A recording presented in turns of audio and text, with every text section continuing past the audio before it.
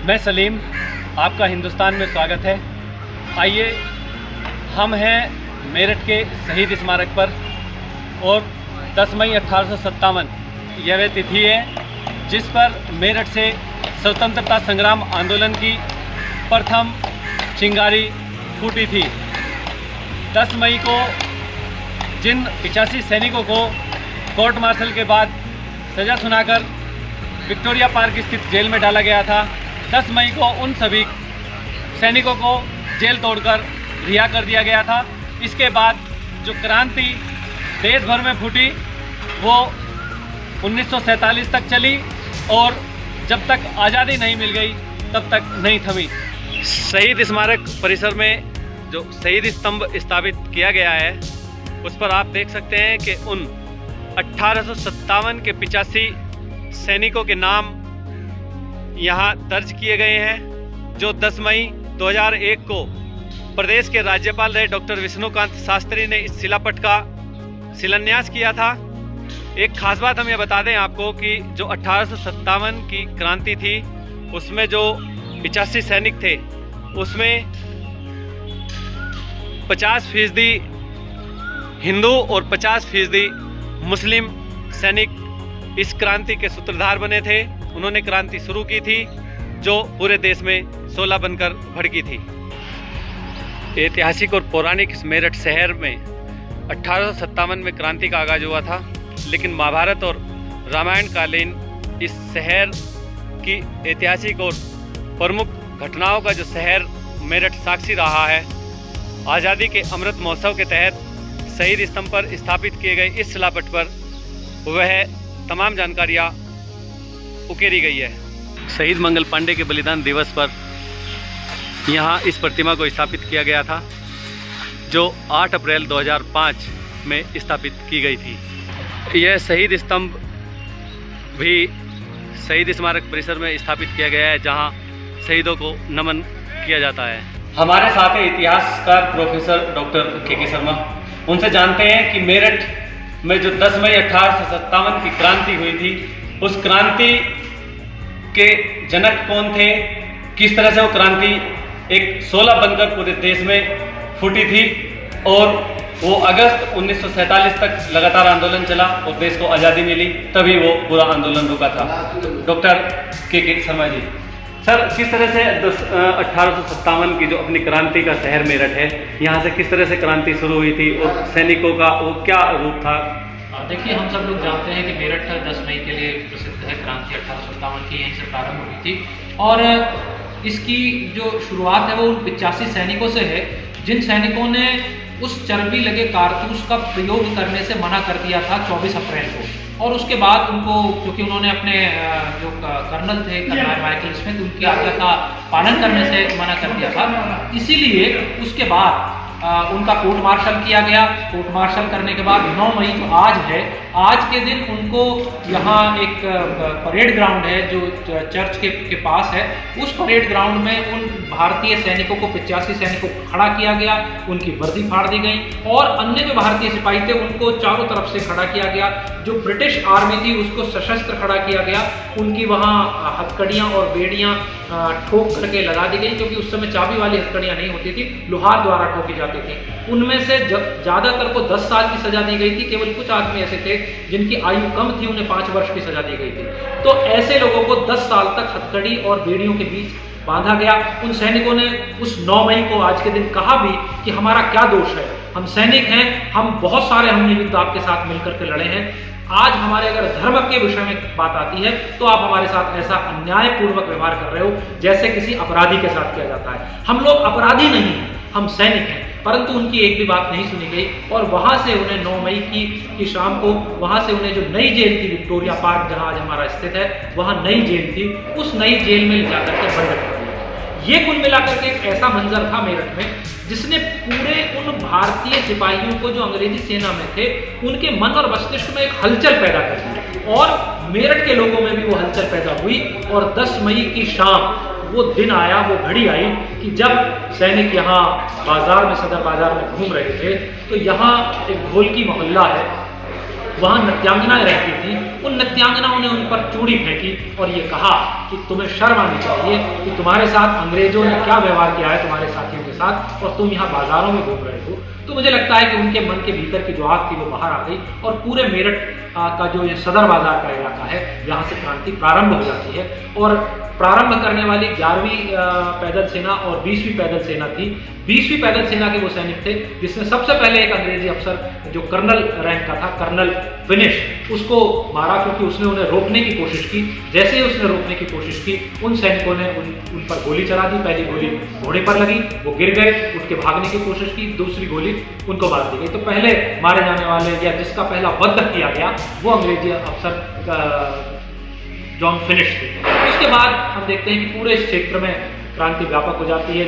जो एक और जेल थी वो जेल भी तोड़ दी जाती है। यहाँ आसपास के गांव के लोग आ जाते हैं और यहाँ जितने भी अंग्रेजी सत्ता के प्रतीक थे, चाहे वो तहसील थी, चाहे वो कोर्ट थे, चाहे वो अन्य बंगलों थे, उन सब में आग लगा जाती है, यानी कि उन सबको ध्वस्त कर दिया जाता है। तो पूरा मंजर एक अलग था। और वो सारे के सारे सैनिक, फिर उन 85 सैनिकों को छुड़ाया जाता है जो जेल में बंद थे, और वहां से निकलने के बाद एक ही नारा होता है, दिल्ली चलो। ये सारे सैनिक इकट्ठा होकर दिल्ली के लाल किले पर जाते हैं और 11 मई को एक तरह से दिल्ली का जो लाल किला है वो स्वतंत्र करा दिया जाता है अंग्रेजी सत्ता से, और बहादुर शाह जफर को वहाँ बादशाह घोषित किया जाता है। और मुझे लगता है उसी का प्रतीक है कि आज भी हम अपना स्वतंत्रता दिवस जब 15 अगस्त को मनाते हैं तो हमारे देश के प्रधानमंत्री उसी लाल किले की प्राचीर से, जिस पर यहाँ मेरठ के सैनिक 10 मई के लिए गए थे और उस पर पहुंचे थे, वहां स्वतंत्रता की घोषणा की थी। शायद आज भी हमारे देश के प्रधानमंत्री स्वतंत्रता दिवस उसी लाल किले की प्राचीर से मनाते हैं। हम हैं इस समय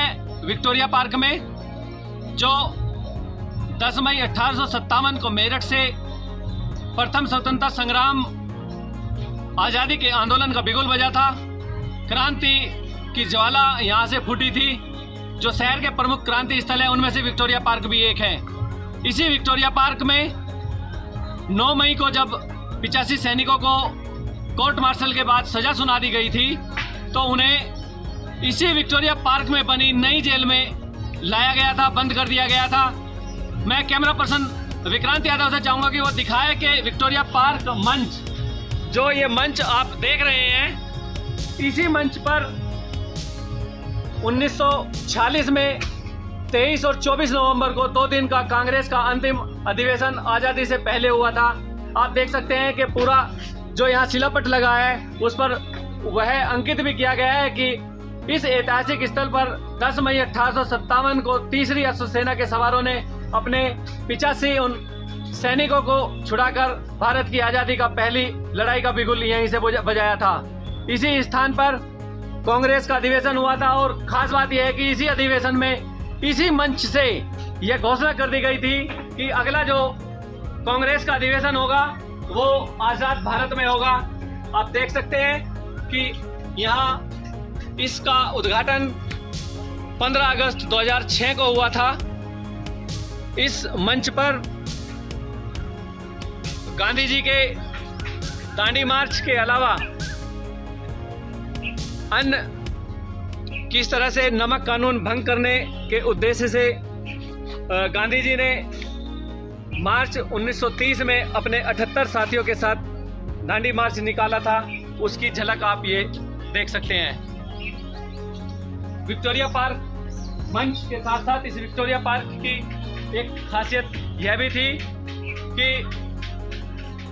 यहीं से 10 मई 1857 को तीसरी अश्व सेना के सवार विक्टोरिया पार्क जेल के मुख्य द्वार पर पहुंचकर जेल में बंद 85 क्रांतिकारियों को मुक्त कराते हुए दिल्ली के लिए कूच कर गए थे। वो पेंटिंग के जरिए उन दृश्यों को यहाँ दर्शाया भी गया है। और हम आपको यहाँ और एक जानकारी दे देते हैं कि विक्टोरिया पार्क मंच पर उन 85 सैनिकों के नाम का शिलापट भी यहाँ लगा है, जो विक्टोरिया पार्क जेल को तोड़कर सैनिकों को छुड़ाया गया था। हमारे साथ हैं संग्रहालय अध्यक्ष पीके मौर्य। उनसे बात करते हैं कि किस तरह से यहाँ गैलरियों में 1857 की क्रांति सहेजी गई है, संरक्षित की गई है, और इसी के साथ यहाँ जो अमर जवान ज्योति है उसके बारे में हम उनसे बात करते हैं। पत्रो जी, जो अमर जवान ज्योति है वो जो स्थापना है, क्या महत्व इसका किस तरह से मेरठ में बढ़ा है? जी जी। ये अमर जवान ज्योति शहीद स्मारक में 15 अगस्त 2021 को जो है ये प्रज्वलन इसका शुरू हुआ है, जलना से प्रारंभ हुई है। और यह हिंदुस्तान के जितने भी ज्ञात अज्ञात स्वतंत्रता संग्राम सेनानी या शहीद रहे हैं, उनके संस्मरण में ये तैयार की गई है और उनके संस्मरण में अनवरत जल रही है। और इसके यहाँ पे स्थापित होने से यहाँ पे शहीद स्मारक का में दर्शकों की संख्या में वृद्धि हुई है और बहुत दूर दूर से लोग इसको देखने और जानने आ रहे हैं। राज्य के स्वतंत्रता संग्राम संग्रहालय में जो 5 गैलरियाँ स्थापित की है, उसमें किस तरह से वो क्रांति और वो आज़ादी के आंदोलन की स्मृतियाँ पूरी संरक्षित है, उसको प्रदर्शित किया है? जी, राजकीय संग्रहालय मेरठ में शहीद स्मारक में स्थित है और इसमें स्वतंत्रता संग्राम का जो प्रथम स्वतंत्रता संग्राम हुआ था, उसकी सारी घटनाओं को चरणबद्ध तरीके से इसमें प्रदर्शित किया गया है। गैलरी नंबर 1 में मेरठ की घटनाओं को दिखाया गया है जो 10 मई को शुरू हुई थी। उसके बाद से गैलरी नंबर 2 में पश्चिम उत्तर प्रदेश के जो अन्य जनपद हैं, उनमें जो घटनाएं घटित हुई थी उनको स्टेप बाई स्टेप दिखाया गया है। जैसे शामली है, मुजफ्फरनगर है, बुलंदशहर है, इनकी घटनाओं को दिखाया गया है। गैलरी नंबर 3 में हमने दिल्ली, अवध और जो है कानपुर के घटनाओं को दिखाया है। गैलरी नंबर 4 में जो रुहेलखंड, बुंदेलखंड और पूर्वांचल जो प्रदेशी स्थल हैं उनको दिखाया गया है।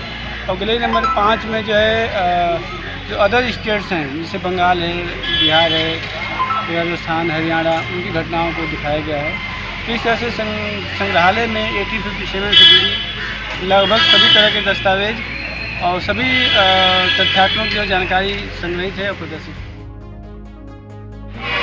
हम हैं कालीपलटन यानी बाबा ओगड़नाथ मंदिर में, उस स्थल पर जहां 1857 में कुआं हुआ करता था और ठीक इस स्थल के पीछे कालीपलटन यानी सैनिक रहते थे।